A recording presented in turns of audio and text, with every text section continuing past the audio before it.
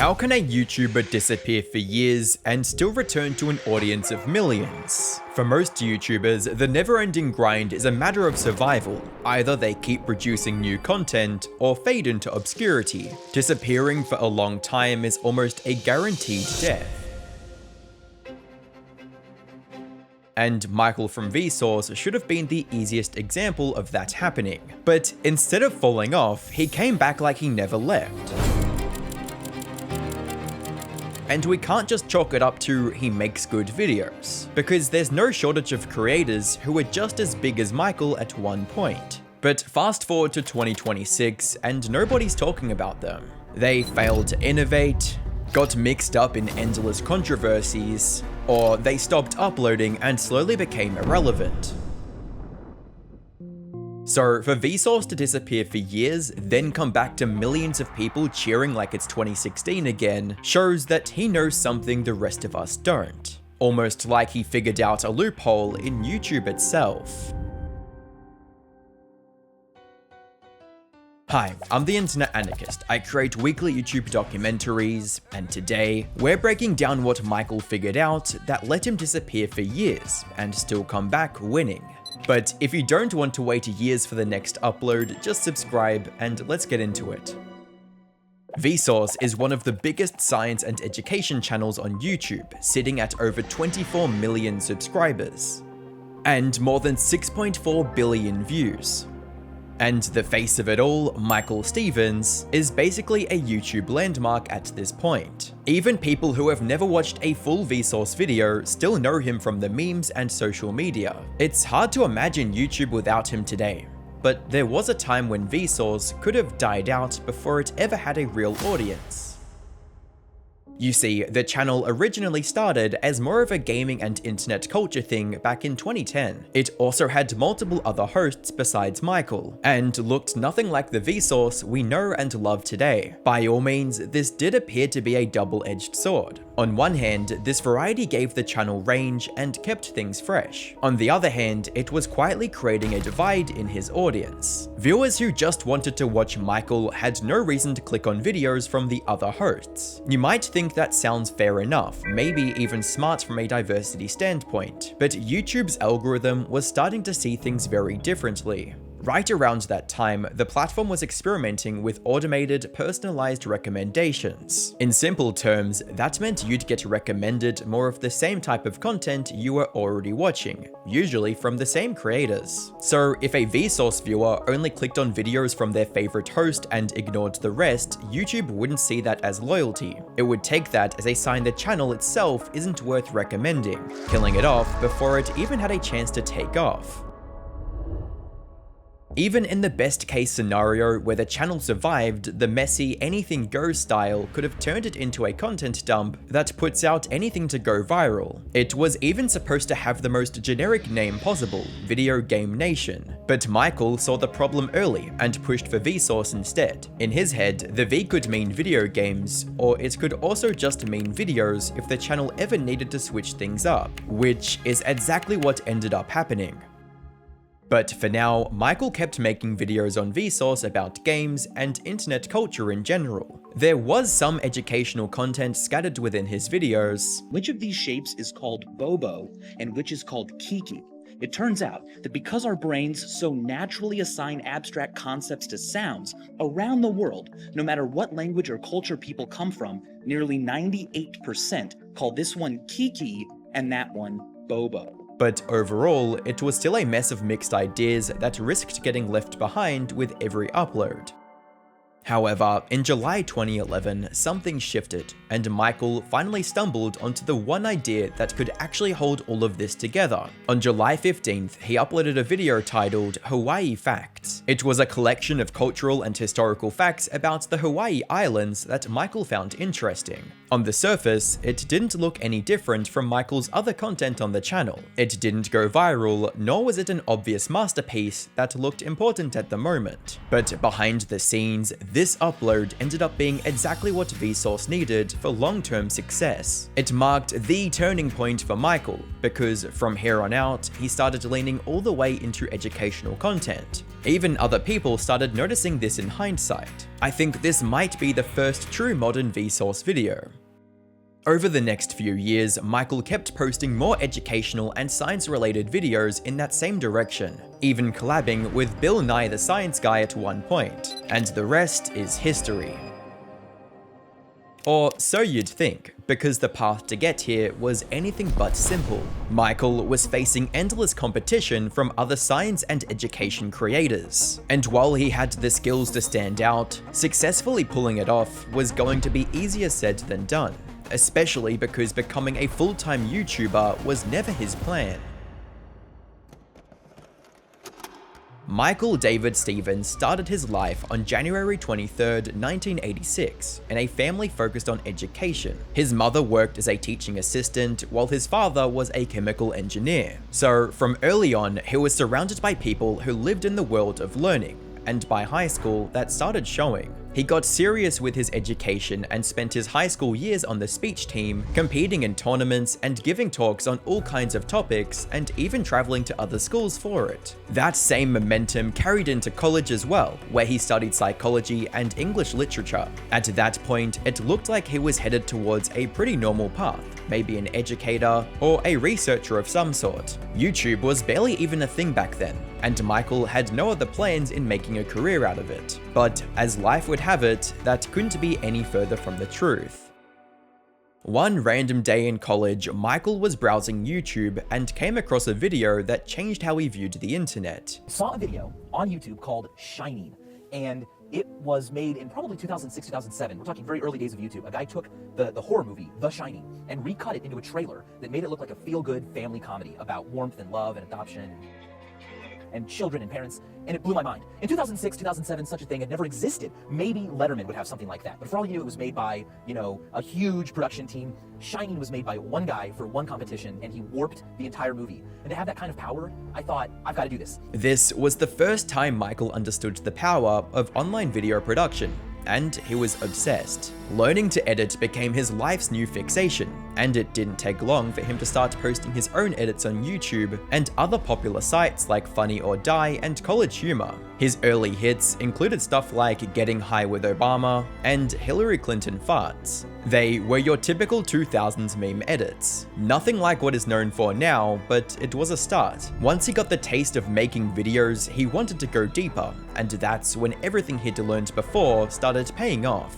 Without realizing it, Michael had already picked up on 3 skills that would later become the backbone of VSauce. The first one was simple. He knew how to make boring things sound interesting. Back in high school, after joining the speech club, his very first presentation was on the history of ketchup. Michael cleverly titled this speech Catch Up on Ketchup, which, if you're a fan of modern VSauce, already sounds like the title of one of his videos. But speech club didn't just teach him how to come up with clever titles, it taught him how to take a topic nobody cares about and still make people want to listen. And once you learn how to hold someone's attention like that, the next skill almost comes naturally. You start noticing what actually grabs people's attention. College turned out to be an even bigger blessing for Michael, as studying psychology likely gave him a better understanding of how people think, what they pay attention to, and why some ideas just click. Looking back, it's easy to see how that knowledge helped him explain insanely abstract concepts in a way that still feels simple. But the real reason it worked wasn't just what he knew, it was how he packaged it. Because Michael could also write, and you can see traces of that English literature background in his videos.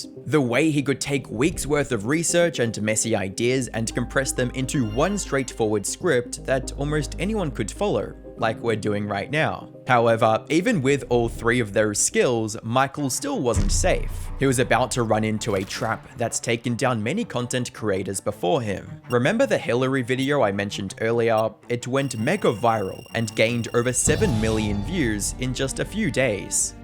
Even by today's standards, it would be considered a massive hit, so you can imagine how insane it was back then. But that wasn't all. Not long after that, another one of his videos got featured on Funny or Die by the site's founder, which would have given him a huge confidence boost to keep going, but also nudged him in the wrong direction. Normally, an early success like this would have turned him into a one-trick pony. He would have kept making the same kinds of edits, see a bit of success, and then slowly fade into irrelevance once the internet stopped finding them funny. Fortunately, Michael understood that risk better than most, which is also why he pushed for the name VSauce instead of Video Game Nation, and eventually, he started getting noticed. One of the creators of Barely Political, which was a popular YouTube channel at the time, came across his work and liked it. This helped Michael land his first job in the online entertainment industry. He was hired by Next New Networks, the company that owned Barely Political, almost immediately after graduation. On paper, it looked like the perfect next step, but it put him dangerously close to the ugliest side of early YouTube. Next New Networks was what's known as an MCN, or a multi-channel network. MCNs worked with several different creators and channels, helping with content production and sponsorships in exchange for a cut of their income. And Michael was hired as a writer and editor for these partnered channels. This was already a risky position to take, since most MCNs don't have the best reputation on the internet. Their entire business relied on tricking unsuspecting creators with fake promises of sponsorships and support, failing to provide any real value, all while stealing most, if not all, of their income. Even some of the biggest creators on YouTube fell victim to these predatory MCNs. Michael could have easily ended up as just another cog in that machine. Luckily, Next New Networks turned out to be an exception, and Michael made full use of that opportunity. Working behind the scenes gave him a real understanding of how videos get made at scale, and what separates an engaging video from your average funny edits. But the bigger turning point came in 2011, when YouTube acquired Next New Networks and made it part of its internal creator program, The Next Lab. Suddenly, Michael wasn't just making videos anymore. He was inside the system itself. He was hired as a content strategist at Google, gaining first-hand experience most creators can only dream of. The Next Lab, as in laboratory, because we were literally in the trenches. We were mixing the chemicals, going, what if the thumbnail was blue? What if the video was really long? Do comments affect if you get on the front page? What's more important, likes, favorites, or comments? To this day, no one knows how the YouTube algorithm works, except like 2 people, but in those early days, all we did was try and hack the whole thing. And that brings us back to VSauce, and how it became the face of educational content on YouTube. In many ways, VSauce was the culmination of everything Michael had learned in school, college, and working behind the scenes for other creators. He was in the perfect position to make a YouTube channel successful, but while that explains the initial growth, it still doesn't answer how VSauce is still just as popular today. In the age of short attention spans and constant dopamine hits, how does someone make long educational videos that not just survive, but actually thrive? For Michael, the secret lies in optimizing every aspect of his video to near perfection, not trying to trick people into watching his video, but actually getting them invested in the content itself. Let's take one of his most popular videos as an example. What if everyone jumped at once? The first thing that stands out here is the title. It's a simple but intriguing question that immediately sparks your curiosity. And that's true for nearly every popular video he's posted. Is the Earth actually flat? Is your red the same as my red? And how high can we build? They're questions most people have thought about at some point, but not ones you can answer without going down a rabbit hole of back-breaking research. So when a title like that shows up in your feed, it's hard to not at least pause and think about it. That's step 1. The next step in Michael's plan seems like a terrible idea. Answer the question he posed in the title as quickly and efficiently as possible. So then we jump. What happens? Unfortunately, not much. Ask any big YouTuber today and they'll tell you doing this will kill the video's retention. But for VSauce, the effect of this is completely opposite. It creates a trust between Michael and the viewer. So the next time you see a VSauce video on your suggestions, you'll know that the title isn't clickbait and that it'll actually pay you back for the click. I've found that asking a strange question is a great way to get people in. Not just people, but fans. And fans are different than just viewers or an audience because fans want to come back. They subscribe to you on YouTube and they want to watch everything you've made and everything you plan to make in the future. because we are curious people, and sparking curiosity is great bait. It's a great way to catch a human. By answering the primary question up front, Michael also shows a level of respect for the viewer, which is unfortunately the opposite of what most YouTube playbooks recommend today. Creators are taught to hold the payoff hostage for as long as possible to keep their watch time high. And while that strategy works, it also subconsciously builds frustration and a lack of trust. Even back when VSauce first gained traction, clickbait was already part of YouTube. Creators would dangle the answer and save the real point for the end of the video, but over time, this pattern has only gotten worse, which a lot of people now call the Mr. Beastification of YouTube. The title and thumbnail promise something specific, but the viewer has to sit through the entire video to reach what they were looking for. Michael almost never does that, which adds another layer to the credibility he's built up with his audience. Then comes arguably the most important part of every VSauce video, something Michael referred to as a journey, a logic train that makes you go, oh wow, where are we going today? Because with VSauce, the answer is only the entry point into a much larger than life discussion. Often, this journey takes the form of tangents that seem unrelated at first. In our example video, Michael suddenly starts talking about the definition of the word decimate. Pick a card. I've got 10 of them here. Let's say you choose this one. Boom. Congratulations. We have just decimated this deck of cards. Why? Well, because technically, decimate does not mean obliterate completely.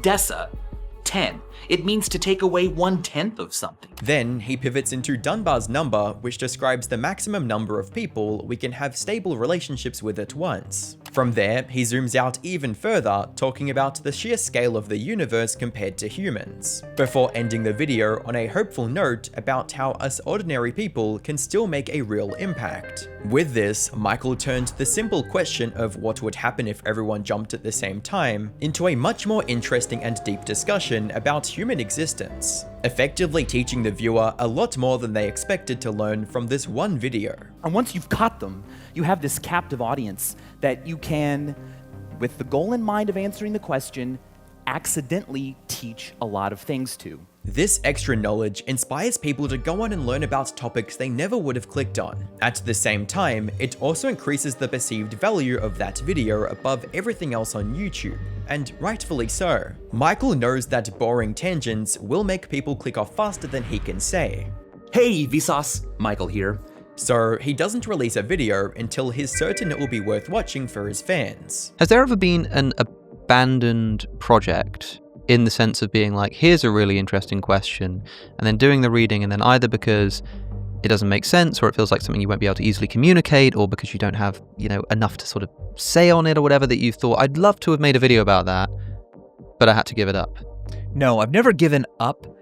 I've never abandoned anything, but sometimes they sit for a long time because I don't know either where to go or how to make it an episode with a spine. Most importantly, this isn't a one-off thing. Nearly every VSauce video people love has a similar format. This is also where Michael's previous experiences come into play. Editing and producing videos for others trained him to be a one-man army, which is true to this day. But I do the research all by myself, and I write the scripts, and then I film them all alone in a room, and then I edit them myself. Even his time creating crass comedy videos helped him make science and educational videos less boring.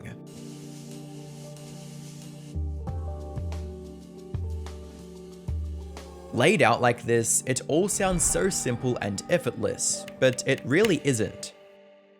Michael's journey to becoming the face of educational content on YouTube required nearly 2 decades of hard work and a dedication to his core principles. Have you seen the video where I count by prime numbers for 3 hours? Well, that video is take 2. Yeah, here's what happened. The first time I did it, the guy whose job was to stop me after 3 hours read the clock wrong, and I was stopped after 2 hours and 59 minutes. And I'm so glad I did it again because it shows my commitment to my core 3 principles. We all need to be accurate, we all need to be honest, and we all need to sometimes do things that are a huge waste of time. Michael's integrity is a big part of why his audience puts so much trust in him. But there was a time when this integrity was called into question, leading to a situation that could have easily ruined his reputation forever. On January 11th, 2017, Michael announced his YouTube original show, Mindfield. But unlike his normal videos, this was going to be locked behind a paid YouTube Red subscription. This was around the time when YouTube wanted to compete with services like Netflix more directly, so they focused on producing exclusive paid content with creators that they thought people would like. And while some of these were bigger successes than others, the main problem was with the poor reputation of YouTube Red itself. You have to remember that while paying for YouTube with YouTube Premium is normalized now, it wasn't always the case. Many people simply didn't like the idea of paying for a service they'd been using for free for over a decade. The mixed quality of its exclusive shows didn't help its case either. So when an otherwise beloved channel like VSauce released the trailer for its Red exclusive show, fans were skeptical to say the least. Many believed that this would be the end of the Michael they knew and loved. He's gone corporate. You sold your soul. Yeah, that's it. Get fans and now cash in. Please stop this nonsense and go back to your normal routine. The backlash got even worse by people who still wanted to watch the show but couldn't because YouTube Red was only available in 5 countries at that point. This led to the trailer getting over 10% dislikes, becoming one of the most hated videos on VSauce. If those fears about Michael's content going corporate were true, this could have been the beginning of the end for VSauce.